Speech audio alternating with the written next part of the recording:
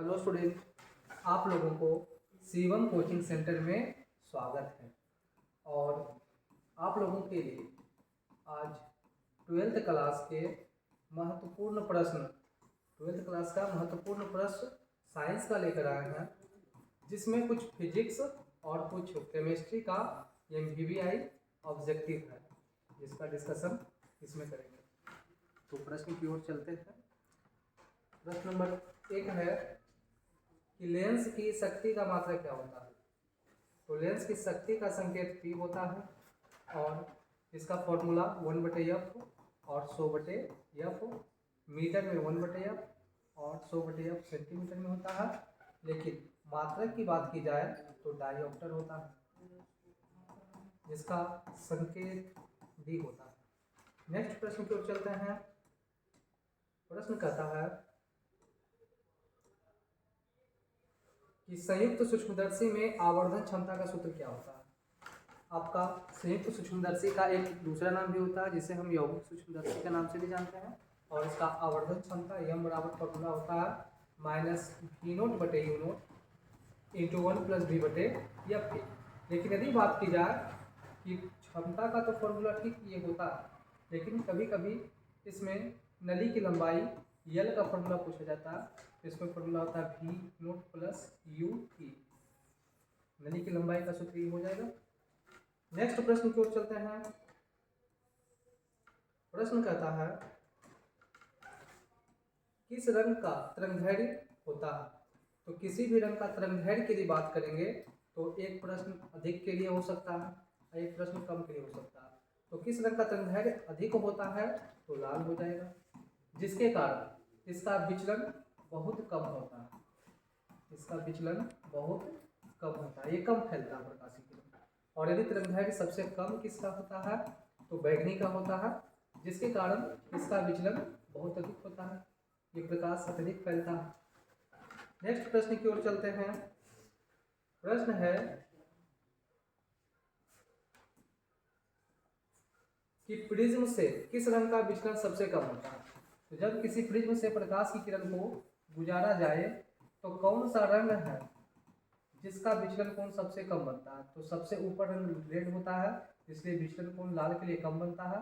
और सबसे नीचे रंग बैगनी वॉयलेट होती है, जिसके लिए विचलन कोण सबसे अधिक होता है। तो सबसे कम विचलन कोण पूछ रहा है प्रश्न में, इसलिए हो जाएगा लाल। और यदि सबसे अधिक प्रश्न में आता तो बड़ा विचलन कोण या अधिक विचलन कोण किसका है तो बैगनी का हो जाता है। इस प्रकार ये प्रश्न सोल्व होता है। नेक्स्ट प्रश्न की ओर चलते हैं। प्रश्न कहता है निकट दृष्टि दोष वाला नेत्र किस वस्तु को साफ साफ देख सकती है। तो निकट दृष्टि दोष में निकट की वस्तु साफ साफ दिखाई पड़ती है और दूर दृष्टि दोष में दूर की वस्तु साफ साफ दिखाई पड़ती है। तो निकट दृष्टि दोष वाला व्यक्ति निकट की वस्तु को साफ साफ देखेगा और दूर दृष्टि दोष वाला व्यक्ति दूर की वस्तु को साफ साफ देखेगा। तब ये स्टूडेंट कमेंट में बताएंगे कि दूर दृष्टि दोष को ठीक करने के लिए किस लेंस का प्रयोग करते हैं। लेंस का नाम बताना है कमेंट में। नेक्स्ट प्रश्न की ओर चलते हैं। प्रश्न कहता है विभिन्न तलों की कॉर्निया की वक्रता से जो दृष्टि दोष उत्पन्न होता है उस दृष्टि दोष को क्या कहते हैं तो अबिंदुकता कहते हैं। अबिंदुकता में ऊर्ध्वाधर दिखाई देती है तो क्षैतिज नहीं, और क्षैतिज दिखाई देती तो ऊर्ध्वाधर नहीं। और अबिंदुकता दोष को ठीक करने के लिए सिलेंडरी लेंस का प्रयोग करते हैं, और इस लेंस का एक और नाम है बेलनाकार लेंस का भी प्रयोग किया जाता है। नेक्स्ट प्रश्न की ओर चलते हैं। अगला प्रश्न कहता है हवा का बुलबुला पानी के अंदर चमकीला किस घटना के कारण दिखता है। तो पूर्ण आंतरिक परावर्तन के कारण दिखता है। और आकाश का नीला दिखाई देना, आकाश का नीला दिखाई देना ये किस घटना के परिणाम है तो टिंडल प्रभाव। और टिंडल नामक वैज्ञानिक ने दिखाया, और टिंडल नामक वैज्ञानिक ने ही प्रकीर्णन की घटना को दिखाया। नेक्स्ट, तारों का टिमटिमाना किस घटना का परिणाम है? तो इसका आंसर दो आते हैं, अपवर्तनांक में भी आते हैं और वायुमंडलीय अपवर्तन इसके उत्तर में आते हैं। वायुमंडलीय अपवर्तन।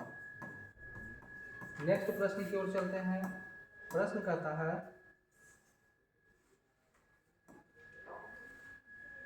मरीचिका या प्रकाशीय तंतु। मरीचिका को मृग मरीचिका भी कहा जाता है और प्रकाशीय तंतु को ऑप्टिकल फाइबर के नाम से भी जाना जाता है। और ये दोनों किस नियम पर आधारित है, किस पे आधारित है, किस पे कार्य करता है? तो यह दोनों पूर्ण आंतरिक परावर्तन के आधार पे कार्य करता है। और ऑप्टिकल फाइबर जो यंत्र होते हैं उसमें एक केंद्रीय भाग में भी एक लेंस लगा, दर्पण उच्च कोटि का कांच या क्वार्टज का बना हुआ, कांच का बना हुआ एक भाग होता है जिसे हम क्रोड के नाम से जानते हैं और इसे कोड लिखते हैं और इसे हिंदी में क्रोड कहते हैं। नेक्स्ट प्रश्न की ओर चलते हैं। प्रश्न कहता है दो लेंस की क्षमता जिसमें एक का क्षमता P1 है, दूसरी की क्षमता P2 है, तो इसका संतुलित क्षमता क्या होगा? संतुलित क्षमता P क्या होगा? तो दोनों का योग ही संपर्क में रखे हुए लेंस की क्षमता होती है। और यदि डिस्टेंस में पूछा जाता तो उस स्थिति में दूरी में d दूरी पर यदि पूछा जाता लेंस की क्षमता, तो इस स्थिति में P1 plus P2 minus d into P1 into P2 होता। लेकिन ये प्रश्न जो है यह कहीं ना कहीं संपर्क में दिया गया है। संपर्क साइलेंट है, इसको ऐड कर लीजिएगा। संपर्क में है, इस स्थिति में ये होगा। और यदि d दूरी पर दो लेंस रखा गया है तो उस स्थिति में समतुल्य लेंस की क्षमता P बराबर P1 plus P2 minus d into P1 into P2 होंगे। नेक्स्ट प्रश्न की ओर चलते हैं। प्रश्न कहता है कि पानी में हवा का बुलबुला, द्विउत्तल बुलबुला किस प्रकार कार्य करेगा? तो पानी के अंदर हवा का जो बुलबुला होता है तो उसका साइज छोटा दिखाई देता है, इसलिए यह अपसारी लेंस के जैसा कार्य करता है। नेक्स्ट प्रश्न की ओर चलते हैं। दो लेंस d दूरी पर रखने पर समतुल्य लेंस की फोकस दूरी एवं क्षमता क्या होगा? तो अभी इसकी चर्चा हो गई है कि d दूरी पर क्षमता की चर्चा कर चुके हैं। P बराबर P1 plus P2 minus d into P1 into P2 होंगे। और फोकस दूरी का फॉर्मूला क्या होगा? 1/f बराबर 1/f1 plus 1/f2 minus d/f1 into f2 होगा। इस प्रकार से फोकस दूरी और क्षमता का फॉर्मूला का चर्चा हुआ। नेक्स्ट प्रश्न की ओर चलते हैं। प्रश्न कहता है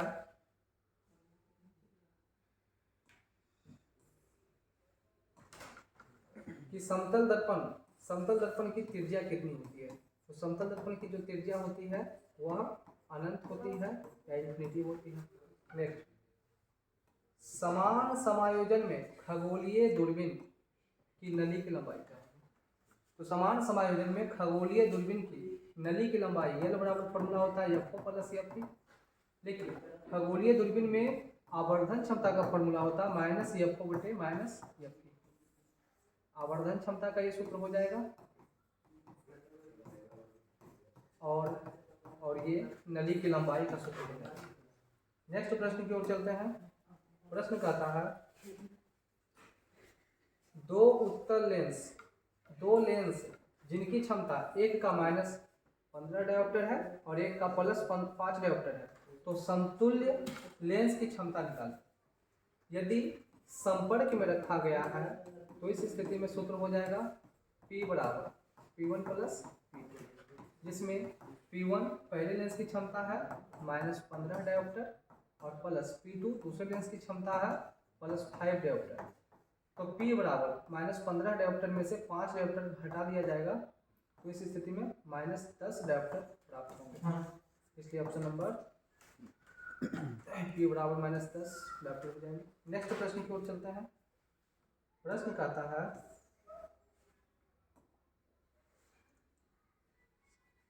सूर्य के प्रकाश का स्पेक्ट्रम होता है। तो सूर्य जब किसी प्रिज्म से होकर गुजरती है तो 7 रंगों में विभक्त होकर एक स्पेक्ट्रम बनाती है और यह स्पेक्ट्रम में 7 रंग होते हैं, इसलिए सूर्य के प्रकाश का स्पेक्ट्रम सतत रंगीन होती है और इसमें सबसे कम विचलन रेड कलर के लिए होता है, सबसे अधिक विचलन बैगनी रंग के लिए होता है, वॉयलेट। नेक्स्ट प्रश्न की ओर चलते हैं। फ्रेनल दूरी जेडीएफ का फॉर्मूला क्या होता है? इसका फॉर्मूला होता है a² / λ, जहाँ लेमडा का मतलब तरंग दैर्घ्य होता है और तरंग दैर्घ्य का मात्रक एंगस्ट्रम होता है, जिसका संकेत a डिग्री होती है। नेक्स्ट प्रश्न की ओर चलते हैं।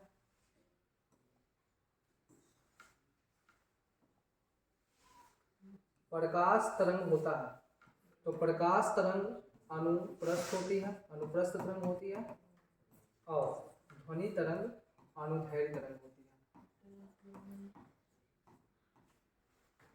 नेक्स्ट प्रश्न की ओर चलते हैं। किसी अवरोधक के कोर मतलब किनारा भी होता है से प्रकाश के मुड़ने की घटना। किसी अवरोधक पदार्थ के किनारे से प्रकाश के मुड़ने की घटना को क्या कहते हैं? तो इसे विवर्तन के नाम से जाना जाता है। और जब किसी कांच के समतल सतह से प्रकाश की किरण मुड़ती है तो उसे अपवर्तन के नाम से जाना जाता है। नेक्स्ट प्रश्न की ओर चलते हैं।